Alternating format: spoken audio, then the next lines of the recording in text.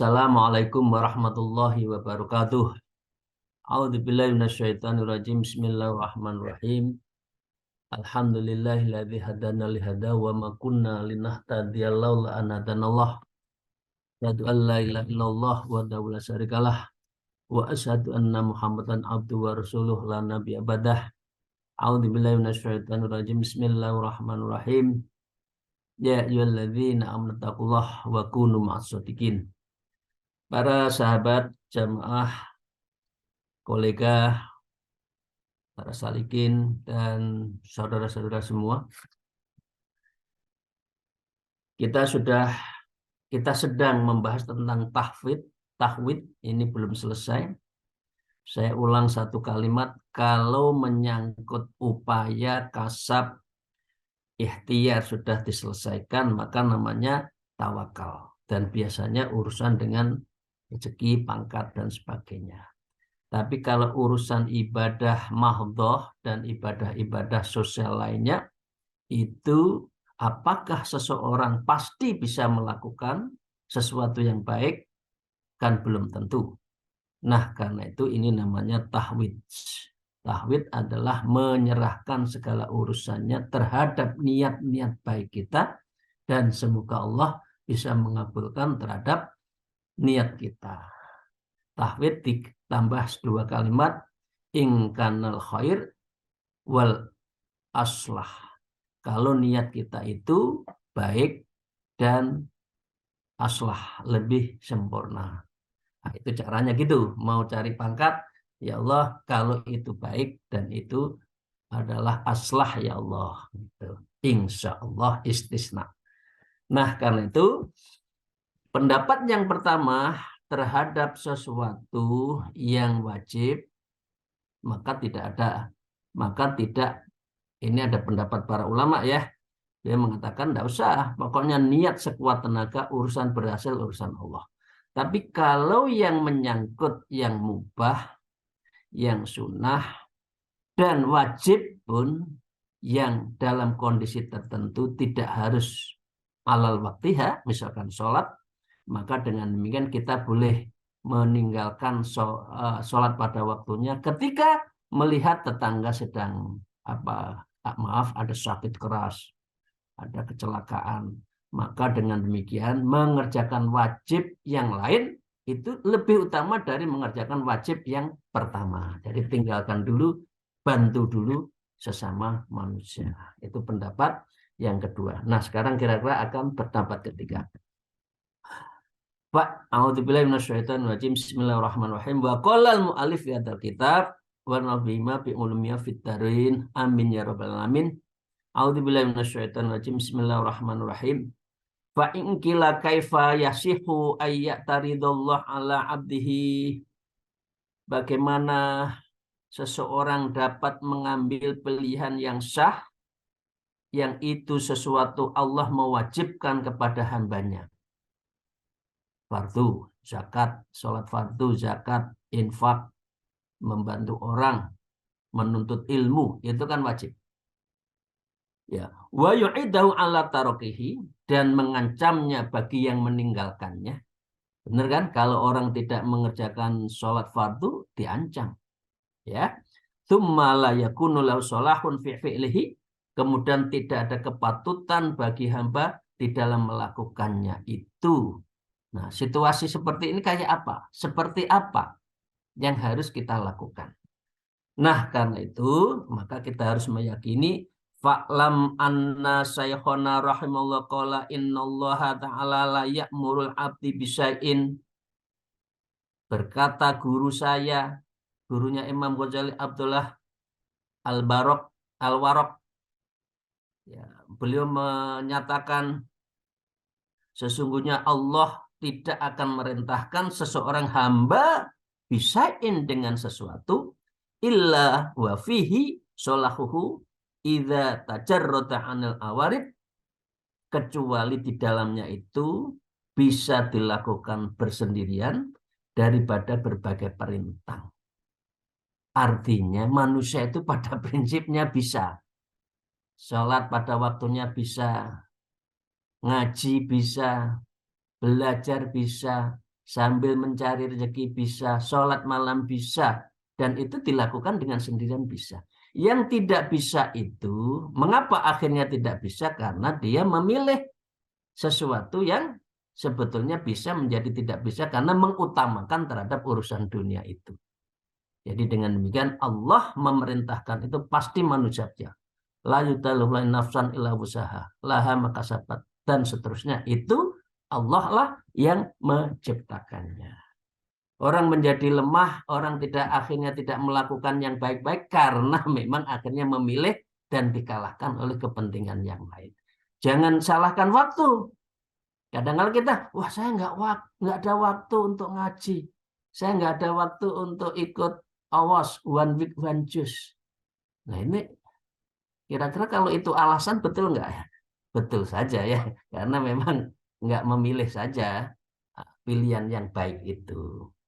Wala dzuyayyiku alai fi'lan fardhon, dan Allah tidak akan menekankan hamba dengan sesuatu yang perbuatan wajib itu bihaitsu la mu'tila lahu min andalik, dengan sekiranya tidak ada yang pengalian bagi hamba itu dari wajib tersebut. Enggak mampu. Karena wajib itu tidak bisa digantikan apalagi fardu ain. Illa walahu fihi sholahun, kecuali hamba itu dengan terdapat sebuah kebaikan. Jadi Bapak Ibu sekalian semua sudah mengalami maknanya sholat malam, bagaimana impact dan selain pahala Allah ya, impact sosial orang yang silaturahim, bagaimana kalau kita suka bersedekah, semua orang tahu di balik sebuah perintah itu pasti ada aslahnya, ada kebaikannya buat kita. Kadangkala kita yang menutup mata saja terhadap what the meaning behind amar, perintah dari Allah itu. Kita tutup mata. Itu ya Bapak sekalian. Wa innama rubbama yusabbibullah ta'ala udran li ajlihi yakunul udlu an akhidal ma'murin. Dan seringkali dalam hal yang wajib pun Allah memberi kesempatan untuk udzur. Bapak Ibu sedang perjalanan dari Surabaya ke Labuan Bajo misalkan ya, teman-teman PLN misalkan. Kalau sholat di ujung, artinya di Labuan Bajo, asar saya habis. Nah, karena itu Allah memberikan kemudahan atas udzur itu, yaitu sholat jamak, bisa takdim, bisa takhir. Orang sakit tidak berkewajiban untuk puasa, nanti min ayamin ukhar dibayar di hari yang lain. Ya, Allah itu maha kuasa, maha adil, maha rahman, maha rahim, tahu terhadap apa yang diinginkan hambanya. Li ajli yakunul udlu an akhadil ma'murin, di mana lantaran udzur itu berpindah dari salah satu kedua perintah, kemudian kita memilih yang pada prinsipnya makmurin, apa yang diperintah itu kita jalankan, aula min istighali bil akhir kama dzakarna, lebih baik kita mendahulukan yang akhir ya, menolong tetangga yang sakit keras ya. Beliau mau dibawa ke ICU, kalau kita nggak ikut mengantarkan, tahu-tahu kalau Allah mengambil di gimana, kita belum meminta maaf, misalkan saling meminta maaf, lah itu ketemuin dulu sebelum tetangga kita membawa ke ambulan, kita temui, doakan, baru kembali lagi kita sholat. Nah ini adalah cara Allah memberikan udzur. Karena tadi tahwid, maunya kita as-sholatu alal waktiha, tapi situasi tidak memungkinkan. Nah karena itulah terhadap kebaikan pun Syekh Abdullah Al-Warraq membolehkan karena ada udzur. Jadi kalau tadi itu pokok yang mubah boleh tahwid. Kalau yang baik ya ini tidak boleh tahwid. Nah gitu ya. Fayakunul abdu fi dzalika ma'dzurun bal ma'jurun, maka seorang hamba yang menjalankan udzur tadi bahkan akan lebih diberi ganjaran. Dapat ganjarannya dua, menolong sesama manusia, bersolat di hadapan Allah juga tidak ditinggalkan. Ya, la bitarki hadil fardi, ini bukan berarti meninggalkan kewajiban, bal bifi'lil fardis sani, berarti kita menjalankan perintah yang kedua, alladzi huwa aula, dan itu lebih baik dari menjalankan as-sholatu ala waktiha kalau in moment, at moment ada sesuatu tadi. Jadi manusia itu kan tidak bisa hidup sendiri kan? Manusia bukan untuk diri sendiri, dia pasti meminta pertolongan pada yang lain. Nah, sekarang ada pendapat lain. Walaqad sami'ta imam, ya, imamnya Al-Haramain Al-Mala'iyin Maliin Abdul Malik Al-Juwaini, ya, pada wafat 478 rahimahullah, beliau berkata begini. In kullu ma'taradallahu ala ibadi minas sholati wasawm wal had wa nahwi. Sesungguhnya telah perkara yang telah diwajibkan oleh Allah itu sholat, puasa, haji, dan semacamnya, ya. Fafiha sholahun, maka dengan itu adalah sebuah kebaikan antara manusia, la mahal talil abdi, maka dengan demikian tidak ada sesuatu yang boleh menolak atas perintah itu, bil hukmi, dan itu harus dipastikan. Jadi pengertiannya begini Bapak sekalian, niat untuk haji bagi yang belum, sholat yang jamaah, sholat tepat waktu, sholat malam tetap harus diniatkan. Jangan kendor. Insya Allah pada saatnya Allah memberikan taufik wal hidayah. Hidayah dan taufik sehingga kita menjalankan itu. Karena apa? Dipastikan sholat, zakat, infak, sedekah, haji, zikir, sholat malam itu pasti aslah, pasti kebaikan. Itu ya Bapak sekalian. Ini pendapat dari Syekh Imam Haramain Al-Ma'ali Al-Juwaini. Nah, sekarang Imam Ghazali milih mana sekarang dari pendapat-pendapat seperti itu? Qala fattafaqah ra'yuna ala dzalik fabaqiyal mamubahatu wan nawafilu idzan fi hadil hukmi. Maka bersesuaian pendapat ini kami berpendapat beliau bersependapat dengan beliau. Ya, Al-Juwaini. Ya.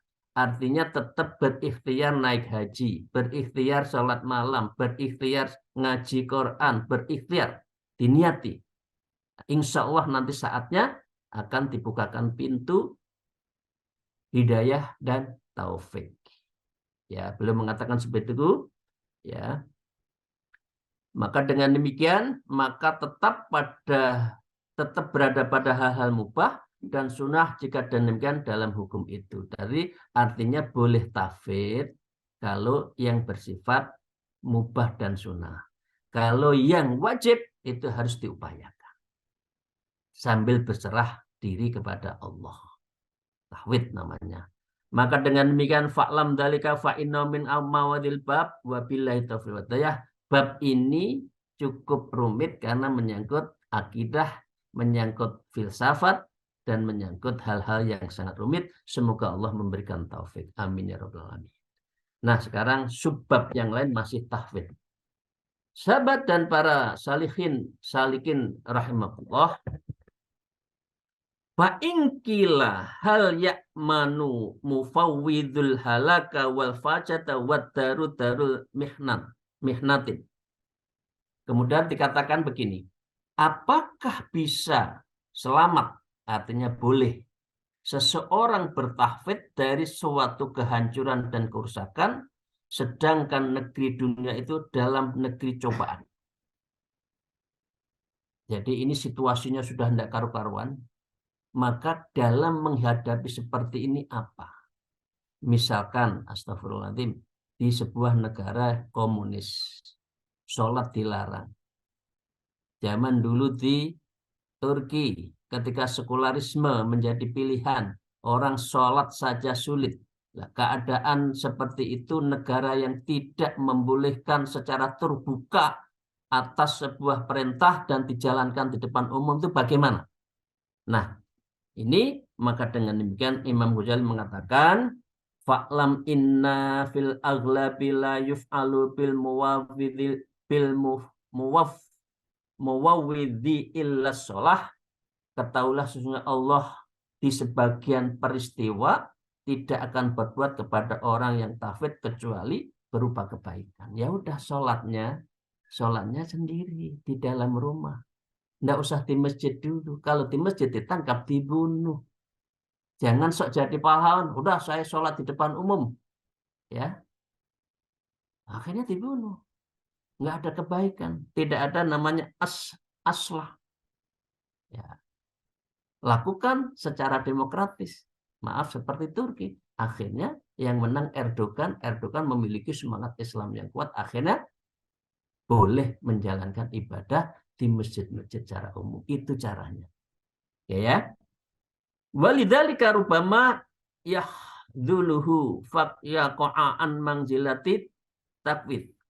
Dan lantaran itulah terkadang Allah menelantarkannya, maka ya terhempas dari kedudukan tahwid. Kalau dia tetap sholat di luar padahal dilarang, ya udah dia itu tidak tahwid tapi itu nekat. Dan itu menjadikan dia itu apa? Bisa dibunuh, berarti tidak aslah. Jadi maka dengan demikian wala sholahalil abdi fil khidlani wal wuqu'i an mangjilatit tahwid, dan tidak ada kebaikan bagi seorang hamba dan lantaran dari keterjatuhan dari kedudukan tahwid itu. Tahwid. Ya Allah, saya belum bisa sholat di depan umum, saya menyerahkan amalan saya di rumah, saya belum bisa berjamaah secara umum, saya berjamaah dengan keluarga saya. Maka dengan demikian itu adalah yang tahwid dan itu yang aslah. Jadi ada kaidah darul mafasid yuqaddamu ala darbul masolih. Menghindari mafsadah itu harus dihindari lebih dulu ketimbang menjalankan sesuatu yang baik. Ya, tapi resikonya tinggi. Nah, itu adalah cara mengambil manhaj sistem hukum di dalam Islam seperti itu. Darul mafasid, menghindari mafsadah, yuqaddamu itu harus didulukan ketimbang darul masolih, berbuat sebuah kebaikan. Kebaikannya diri sendiri adalah di dalam rumah masing-masing. Wabihi qala Syekh Abu Umar rahimahullah, dan juga berkata Syekh Abu Umar rahimahullah, beliau berkata la yuf'alu bil muwaffidhi illa ma fihi salahu fima fawadda ila Allah subhanahu wa ta'ala. Allah tidak akan berbuat ya atau merealisasikan keinginan umatnya yang tahwid tadi kecuali dalam terdapat kebaikan terhadap orang itu. Ya udahlah, sholat di rumah. Itu kebaikan. Pada perkara yang telah ia tahwidkan, misalkan keinginan untuk sholat di depan umum tidak bisa, karena itu tahwid pada saatnya ya Allah. Ya. Wal khadlanu wal kusur an mangdilatin tahwid mimma la yaqa' fihi tahwid, dan pelantaran dan penurunan diri dari kedudukan tahwid termasuk dari perkara yang tidak akan terjadi pada tahwid padanya. Jadi kalau orang nekat itu bukan tahwid, bukan menyerahkan pada Allah, itu adalah memaksakan diri, dan itu tidak baik. Ya, idla syakka fi fasadid dzalik, sebab tidak ada keraguan mengenai kerusakan hal itu kalau kita sedang menunjukkan syiar tapi justru mendapatkan masalah. Dengan demikian wat tahwid innama yaqa'u fima yusakku fi fasadi wa solahi, sedangkan tahwid selalu untuk melakukan perintah Allah yang di dalamnya ada ancaman terhadap kerusakan dan di dalamnya ragu apakah ada kebaikan. Itu tahwid. Sebelum ada sesuatu kita tahwid. Wa hadza aulal qawaid 'inda Syekhna rahimahullah id laula dzalika lama qawiyat ba'isatu 'ala tahwidin. Pendapat ini adalah pendapat yang lebih baik di antara dua pendapat tadi. Jadi pendapatnya siapa Imam Ghazali mengatakan itu. Kalau yang belum memungkinkan tidak usah jor-joran, nanti malah jadi tidak baik. Sendiri saja. Oke ya. Bapak Ibu sekalian yang saya hormati, sekarang kita akan bertanya lagi. Imam Ghazali menanyakan lagi pada kita. Fa ingkila hal yajibu ayyuf alu bil muwawwidhi ma huwa afdal. Imam Ghazali menanyakan pada kita, apakah wajib dilakukan kepada orang tahwid sesuatu yang lebih utama. Jadi karena akalnya, kemudian boleh nggak kita memilih? Dah, saya mampu kok, saya aman kok, saya clandestine, saya akan kumpulkan tokoh-tokoh. Kemudian walaupun tutup, tapi sesuatunya itu menjadi sel-sel yang kemudian dikumpulkan, tapi tidak di depan umum, tapi di rumah. Nah, saya pernah berjalan seperti itu di Turki waktu itu. Fa'lam annal ijabah mustahilun fi haqqillah. Allah subhanahu wa ta'ala fala yajibul ibadati alaihi syai'un. Ketahuilah bahwa keterwajiban adalah hal yang mustahil dalam hak Allah, maka tidak wajib bagi Allah kepada hambanya akan sesuatu pun. Ini pengertiannya berat. Ini pengertian tasawuf. Jadi kalau Anda kita tahwid, memilih saya membahas tentang agama di negeri yang tidak boleh berbicara agama, kemudian dilakukan secara tertutup. Maka dengan demikian, kalau perintah negaranya itu belum memungkinkan, maka Allah mengatakan tidak ada kewajiban harus. Nah, jadi kita itu cukup ikhtiar. Allah lah yang menentukan terhadap niat-niat kita yang baik itu. Itu namanya tahwid. Wa qad yaf'alu bil abdil aslah dunal afdali hikmatun min fi'lihi. Dan terkadang Allah melakukan kepada seorang hamba berbagai hal yang paling baik. Ya.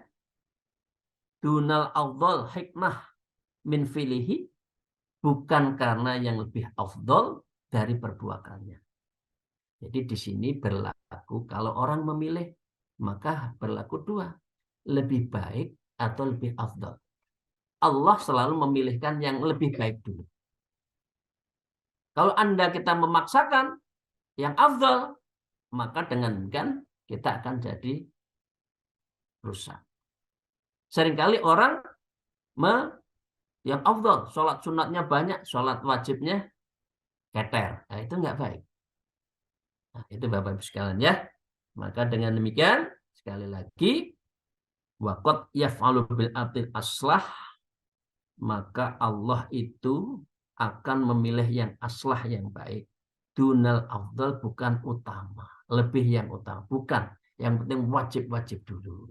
Ya. Ala taro annahu qaddarun nabi lin nabihi washabihi. Tidaklah engkau perhatikan bahwa Allah telah menakdirkan pada Nabi dan para sahabatnya di mana apa? Ayyana mutulal laili ilatul isamsi, pernah Nabi juga sahabatnya itu tertidur sampai pagi sehingga tidak sholat malam. Ya, nggak apa-apa, orang manusia itu ada capeknya. Kemudian apakah menggerung-gerung, nangis-nangis? Enggak lah. Rasulullah juga mengatakan, iya, saya masih manusia, ada capeknya. Ya. Nanti kalau itu diperintahkan menjadi wajib, umatnya menjadi apa? Menjadi kedodoran dalam mengamalkan ibadahnya. Ya. Fi ba'dil asfari hatta fathum sholatul lail, dan dia itu dalam sebuah perjalanan dan akhirnya beliau itu tidak sholat malam, wa sholatul fajr, dan juga tidak sholat fajr, wa sholatul afdal min naum, sedangkan sholat lebih utama daripada tidur. Ya, logikanya seperti itu. Tapi sedang capek, maka dengan demikian Allah membolehkan memang manusia itu dalam keadaan keterkurangan karena di dalamnya itu ada apa? Rasa capek. Warubbama yuqaddirul abdi al-ghani wa ni'mata minad dunya wa in kanal fakru afdal. Dan kerap kali Allah itu menakdirkan kepada seorang hamba kaya, nikmat itu dunia. Meskipun fakir itu lebih utama. Tapi kebanyakan manusia kan ingin kaya, punya jabatan, punya segalanya. Dalam pandangan tasawuf bukan itu. Tapi orang mengatakan kaya dulu. Urusan dia adalah fakir, dia nggak mau. Padahal orang yang kaya biasanya agak kedodoran ibadahnya. Takut dunianya hilang. Warubama yuqaddiru lahul istighala bil azwaji wal aulad. Dan Allah menakdirkan kepada hamba untuk melakukan muasyarah dengan istri dan anak-anaknya. Betul, indah bersama keluarga. Wa in kanatul abdil ta'ala, padahal menyendiri di hadapan Allah itu lebih baik. Tapi ini kita harus mengambil hikmahnya berkeluarga. Ya.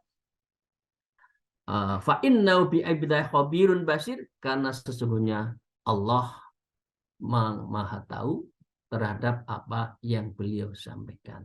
Wa hadza kama at-tabib hadin nasih, seperti halnya yang dilakukan oleh seorang tabib memberikan air gandum ya daripada memberikan air gula, maka pasien akan mengatakan milih gula, manis, enak. Tetapi oleh tabib, enggak, yang baik untuk menyembuhkan, yang afdol, yang aslah adalah air gandum sebagai obat. Bukan air gula, justru menambah Anda lebih sakit. Ya, dengan demikian, inilah al-maqsudu lil abdin najatu min halak. Maka tujuan Allah memberikan kemudahan-kemudahan itu agar manusia itu selamat dari minal halak, dari kehancuran. Lal fadlu wassarafa minal fadli wal halak, bukan keutamaan dan kemuliaan yang disertai di dalamnya kerusakan dan kehancuran. Darbul mafasid yuqaddamu ala darbul masalih. Demikian, terima kasih Bapak Ibu sekalian untuk sesi yang pertama ini. Semoga Allah meridhoi, membimbing kita dan dalam keadaan sehat walafiat fid dini wa fil akhirah. Akhirul kalam. Alhamdulillah, wallahu muwafiq ila aqwamit thariq. Wassalamualaikum warahmatullahi wabarakatuh.